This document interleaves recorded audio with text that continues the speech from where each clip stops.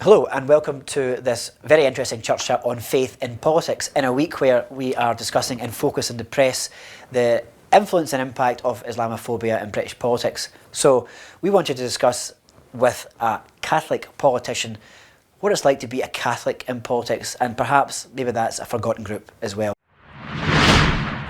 So we're delighted to welcome Chris McEleny, the General Secretary of the Alba Party, here today to Moss End. It's great to be here, John, thanks. Good to see you.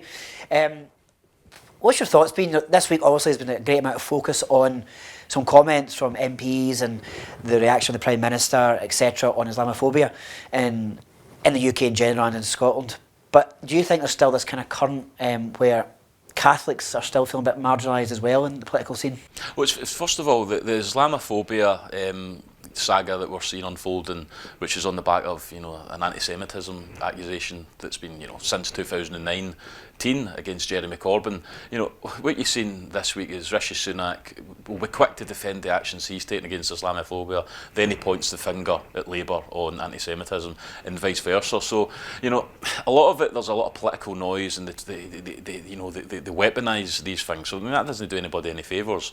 In Scotland, it's quite interesting because quite often a lot of the charges that you hear against politicians have, the shoe was on the other foot and people were talking in those terms against Catholics. I don't think many people would say, well, that's anti-Catholic hate crime and we must have an inquiry.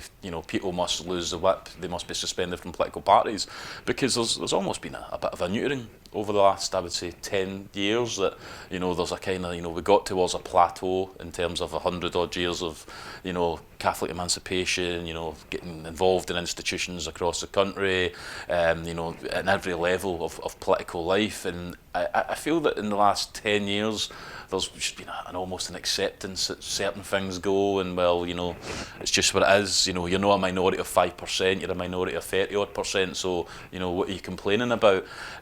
Which is quite interesting because it relates obviously to the current political discourse in Scotland that. People of certain faiths, I think, would be free to, or certainly practice those faiths, but free to say that their politics is driven from values within those faiths, and I think people would be scared to say anything other than next question. But when it comes to Catholics and people of Christian faiths, we've seen, in a very high-profile example when Kate Forbes decided to put herself forward for the leader of the Scottish National Party, which de facto would have made her the First Minister of Scotland. Now, she was the Finance Secretary. This was the person in charge of, £50 billion, £50,000 million of expenditure, since she came in high-profile circumstances and done a very good job. She was well respected by all of her colleagues. She delivered a budget that was inclusive in terms of it never highlighted any group in society for preferential treatment. But all of a sudden, people decided to say it was a shock that she was a member of the Free Church and she couldn't possibly be the First Minister of Scotland with such views. I think the Greens actually said that they would walk away from the Butte House Agreement, which, as you'll know, is the agreement that basically forms the coalition between the SNP and the Greens. If she was elected leader of the SNP, they wouldn't work with her. But she was the Finance Secretary in the government that they were happening to work with. And I think that was quite sad, and it showed us that, we have a lot of people in Scotland that will die in a ditch for the right of free speech, but only on the terms that they wish to agree with. And it almost got to the point that people were saying that if you had a baptismal certificate in Scotland, you need not apply. But they wouldn't say that out loud. But what other conclusion could you come to say that somebody with views are formed in the Catholic or the Christian tradition aren't welcome at the top of Scottish politics? What do you think is driving this undercurrent? Because obviously Humza Yousaf is a practicing Muslim, and we all know what the Quran teaches. Anas Sarwar, who potentially could be the next First Minister of Scotland after Humza Yousaf, we'll see how it goes with the polls. He's also a practicing Muslim. Why do you think there was not that parity of analysis? Who drove it? Was it the media? Was it? You could various factors. You could argue that there's always been a long tradition that people like to shout down women when they get themselves approaching positions of leadership. I think that certainly there was an element within the establishment that didn't want Kate to be leader, so they thought they'd weaponise whatever they could to diminish her vote. But you've got some people call it woke, some people call it culture wars.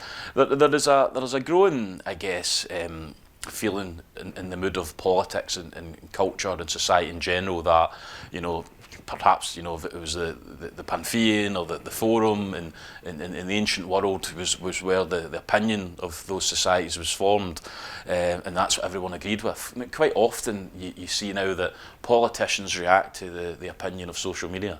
So if the mob on Twitter says that someone that has values and wishes to promote those values in line with their faith shouldn't, you know, be anywhere near politics, then that's what must go. But the reality is, you go into, you know, a pub, schools, churches, you know, the normal places that people coalesce with each other and talk to each other in society, out with social media. That's not the view they had, and, you know, the public, I think the public view backfired on those that were trying to weaponise religion against Kate Forbes, because many people thought, well, I don't agree with her on, you know, most of her faith values, but, you know, I'll be the first person manning the barricades to defend her right to have those views. So that was refreshing, that I think we got to that position towards the end of that campaign. But, you know, if there was you know, another leadership contest next year, or if there was someone, you know, a Catholic, for example, that, you know, was the front runner for leading a party with the First Minister of Scotland, would we see all these same tropes come back? Yeah, yes, I think we would.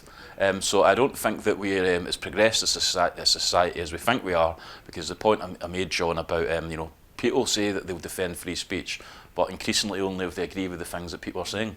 Yeah, I mean, one of the things that's fascinating about yourself is that you are very upfront and vocal about being a practicing Catholic and you're in politics. From your experience, has that ever impeded you in any way, or have you had any backlash from that? Well, you know, I think that certainly there was a toxic turn in Scottish politics, I would say, from about 2016. You know, there was constitutional politics drove the nation for, you know, a considerable time with the referendum. People have their own views on whether that was a civic joyous campaign or whether they thought it was difficult. But the reality is, it was on old school hard politics. You know, what will your currency be? You know, what's your pension plans, etc. And I think there's a post-materialism that's creeping in across developed nations, that, you know, younger people are saying, well, you know, there is no longer poverty and there is no longer inequality, so, you know, what are the post-material concerns that we must address? And that's obviously, you know, whether it's in New Zealand or in Canada or in Ireland or in Scotland, you see an added emphasis on, well, obviously the gender politics debate in 2016, 2017, 2018, up until, you know, still ongoing. And at that point I noticed that you know, you used to be able to, you know, disagree with somebody on one aspect but agree with them on the other. And increasingly we've seen that if you took a view and an opinion on, for example, you opposed the Scottish Government's view on gender recognition, people would then target you to find every single aspect of life that they would disagree with. On the one I used to always get, you know, if I expressed an opinion on the Scottish Government on social policy, people would demand that you're a Catholic. What's your view on abortion? What's your view on same-sex marriage? And as you said there, you know, they would never, if someone was a high-profile, you know, member of the Jewish faith, or somebody that, you know, was a Muslim, they would never demand to know, what do you think on these things? You know, if, you know, you're saying that, you know, you've got concerns about people self-identifying with their sex is, which, you know, that took me, you know, I'm 37, so, you know, I guess until a few years ago I thought I was still in the younger generation in terms of politics, but that took me quite back, how quickly as a society we've shifted to a political discourse that immediately seeks disagreement, and once you've established that you disagree with somebody on one aspect, you're unwilling to work with them on any other aspect. And that's a total change in the norm of politics, because, you know, for generations people would have worked with other politics, you know, SNP politicians would have worked with Tories, Labour politicians would be best friends with Conservatives at Westminster, and they would work together on certain issues and they would have their disputes on others, and at the end of the day they would get on with it. But that's not where we are at the moment. Scotland is the loser for that, and I think the only way that we can get ourselves back onto a good path for Scotland going forward is to actually address head-on uncomfortable truths, not concede that, you know, just because someone's got an opinion, everyone must, you know, validate that opinion. We all must concede that, you know, for example, we go to Mass on a Sunday. We don't stand outside and call people bigots for not going to Mass on a Sunday because they don't believe what we believe. But we've conceded in society that there's a certain group in society that if we don't accept and we don't believe, their worldview in life, then we're bad people, then, and that's when cancel culture kicks in, obviously, and that's what happened to Kate. They disagreed with her, so let's try and cancel her. Let's not, accept she's got a lot of very good strengths, she's making a lot of very good points. Let's just cancel her because we don't agree with her on.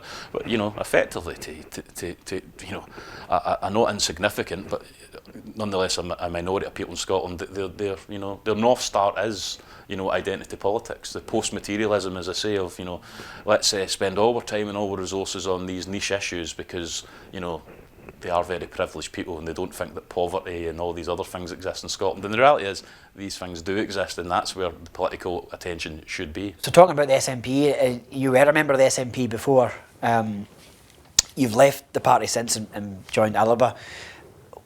People, I feel, in Scotland haven't quite got to grips with what Alba really is. I mean, I'm not, just a caveat, I'm not here to promote Alba or any party whatsoever. I will be having other candidates in from other parties across the political spectrum.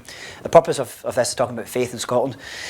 So, talking about that from that context, do you think the SNP has gone too far? Well, ironically, talking about faith in politics, the SNP used to be referred to as a broad church. So when Alex Salmond was the leader of the Scottish National Party, he had a good relationship with Archbishop and then Cardinal Winning, Cardinal O'Brien. He was, friends with people in the Church of Scotland. People of no religion, there was room in the camp for people that were pro-business, people that were very left-wing, that people would call anti-business, and everyone felt that there was something in the Scotland we were trying to build for them. I don't think that the party's a broad church now. I think recently we've seen Fergus Ewing has been suspended for the party. Fergus Ewing, part of a family that they've probably done more for the cause of Scottish independence than many people. If you get to the position that there's not a place in Scottish politics within the SNP for Fergus Ewing, I think something's went wrong. In Alba, we've got lots of different opinions. There'll be on social policy, on tax, on the economy. There'll be a variety of opinions, but everyone's opinion is of value. On social policy, we see that these matters are quite rightly issues of conscience. We should never have a situation that you're whipped into voting against your conscience. That's quite incredulous that we seem to have got ourselves. Obviously, Ash Regan, who's the leader of the Alba Party in Holyrood, resigned from government because the government whipped the members of that party into voting in favour of the gender recognition reforms, which of course were struck down as unlawful, which I think most reasonable people thought they would be. But in other issues, on abortion, which is uncomfortable, controversial, difficult subject for people to talk about, understand that. But the SNP stood in a manifesto in 2021 that were in favour of that position, which I thought was unbelievable that a party that had spent been in existence for well over 80 years, but it had spent the best part of the previous 20 years telling Scotland that this was a party for everyone. It was Scotland's national party. It didn't matter what your views were in certain things. We could all come together behind the unifying goal of taking Scotland towards where we wanted to go. I thought absolutely incredulous that you would then start to put in place absolute positions in your manifesto that meant people, it's, I don't speak on behalf of the Catholic Church, but as a Catholic, I would find it difficult to be a member of that party now, considering it's, takes actual policy positions that are, contrary to the views of our faith. I spoke to many Catholics myself who voted SNP in the past and have voted in the recent elections and were quite dismayed by the presence of the Greens in government, because obviously a government can choose who they want to form a coalition with, but that's not what voters wanted. They didn't perceive the Green Party as being essentially having positions in power in government. And as a Catholic, some of the stuff the Green Party pursue is quite sinister. Well, and some of the stuff that they pursue silently is also sinister. The Green Party policy is that there should be no Catholic schooling in Scotland. They're the only political party, as far as I'm aware, with any elected representatives. Nor the Labour Party, the Conservatives, the SNP, certainly not Alba, think that Catholic schooling is anything but a source of good educational establishments. Catholic parents have the right to put their children into schools that they wish, and for as long as Catholic parents and the Catholic Church in Scotland together think that there should be a place for Catholic schools, then long may it continue. But the Greens don't believe that. but they don't shout about it too loud. They creep into government, and they try to enact their policies. And I just think it's absolutely bizarre that we've got a situation that the government of Scotland now has a party in it, which I would say has many views. Ironically, a party with some of the largest protagonists that wish to cancel others.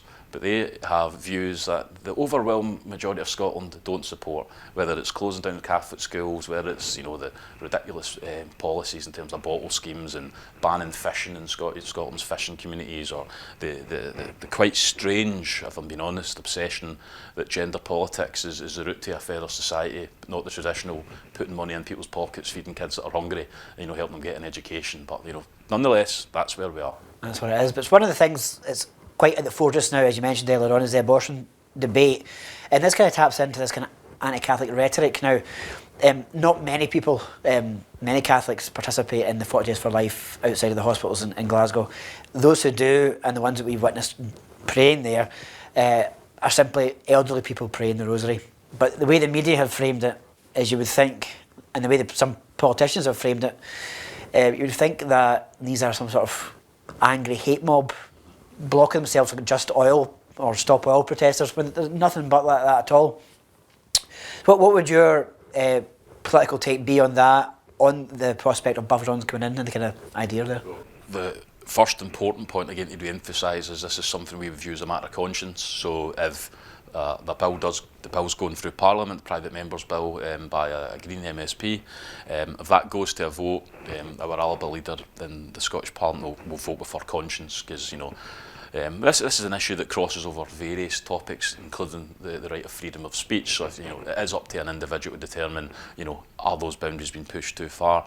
I have concerns. I used to work at Fastlane in Coolport, served my apprenticeship there. I was first, I guess, forced to, confront, the establishment, when you'd be sitting in the morning with your bus blocked getting into the workplace because there was CND protesters there.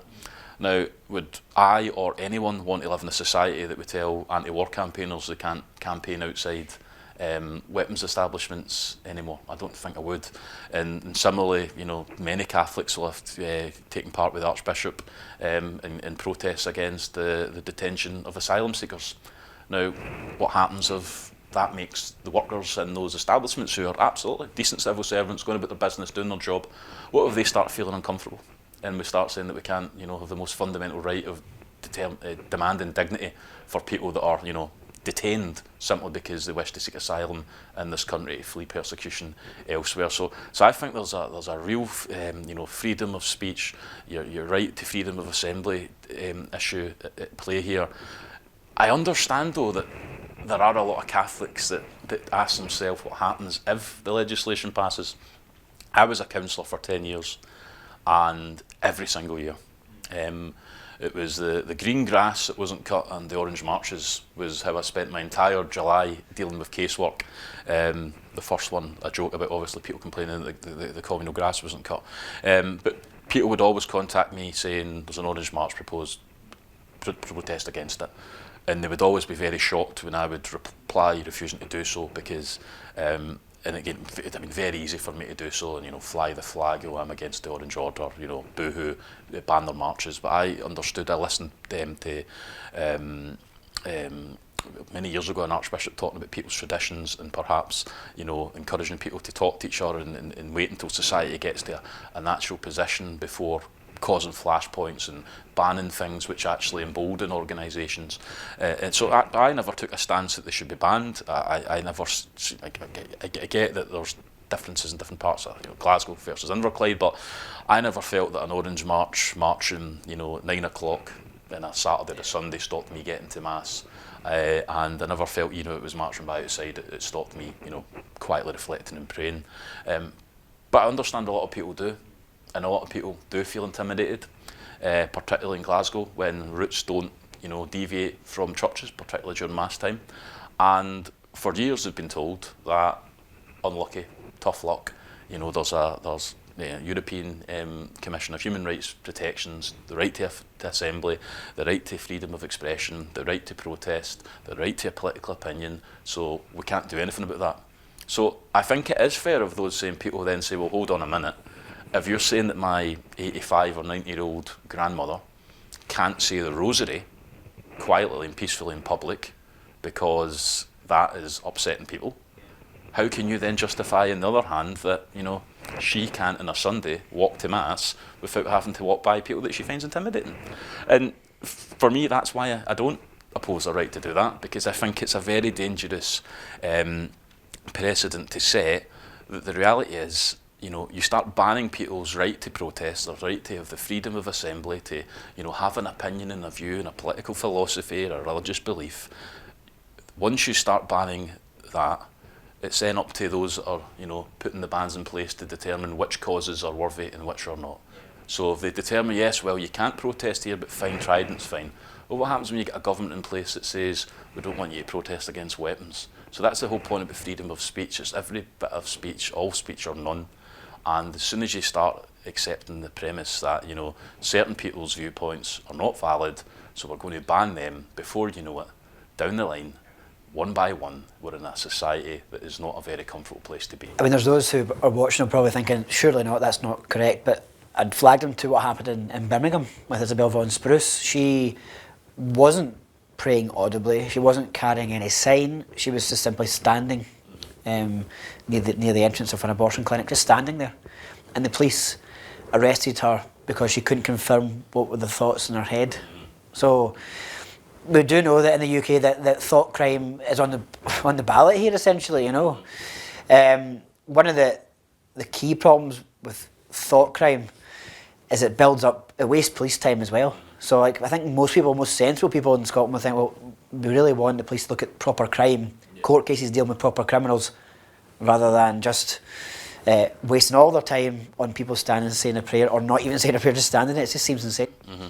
No, John, and I haven't taken part in the 40 Days of Life prayer vigils outside hospitals myself. I mean, various reasons. One being that quite often I think there is a, you know, the metropolitan view of life gets imposed on communities. You know, most of Scotland is not like Glasgow or Edinburgh.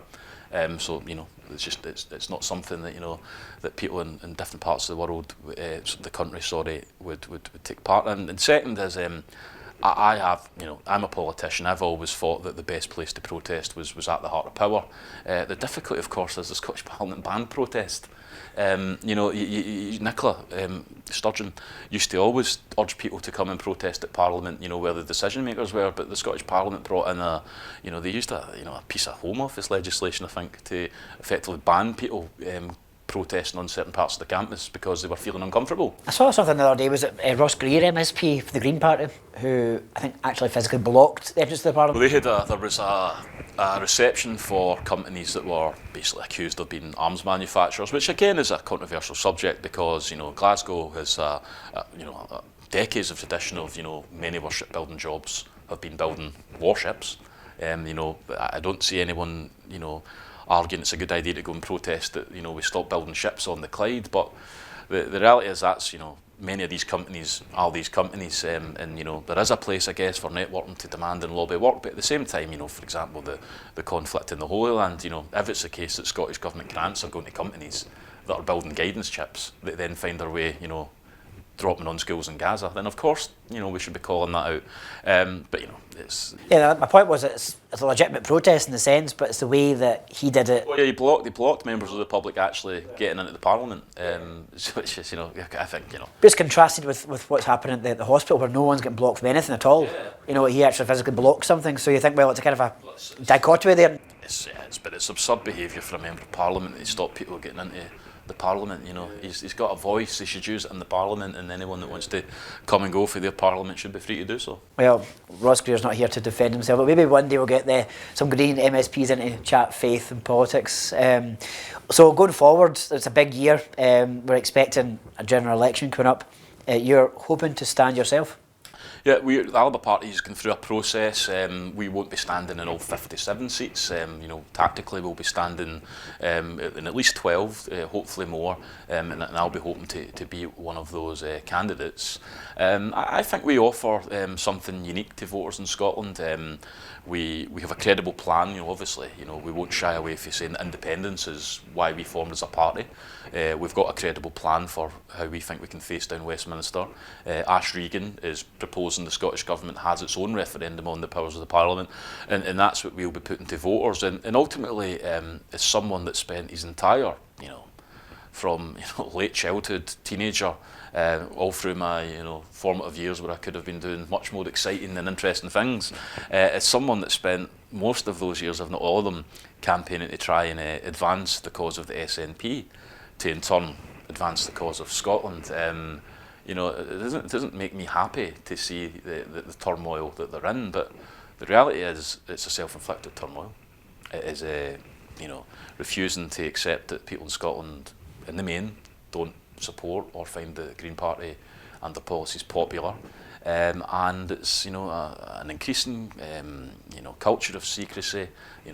We won't mention them, but various high-profile things have gone on, and I don't want to see all the hard work that is a pro-independence supporter that we built up in terms of getting independence up to record highs being squandered because people no longer feel that there is a political party that they can exercise or vote for independence for. So that's Alba's proposition. We think we are that party, and we're looking forward to a general election campaign which we think will put us in good stead towards our strategic aim of getting a decent team of MSPs elected to the Scottish Parliament in 2026. 26. Well, we're going to keep a keen eye on that campaign across all the parties to see how this issue of faith and all these kind of manner of debates are going to come in. We've got the euthanasia bill coming up, we've got Mother's Own bills coming in, and we want to see how that plays out. But I'd like to thank you for coming in today. It's also good to chat to someone who is a Catholic in politics, being open about it, bold about it, and keep doing that, and hopefully be elected to Parliament. Thanks very much, Patrick. It's been a great pleasure. And once again, before the trolls start coming on and saying, why not you interview X, Y and Z, we are hoping to, this year coming up to the election campaign, interview all parties about faith issues, particularly Catholics from other parties and non-Catholics as well. So stay tuned for that, and God bless.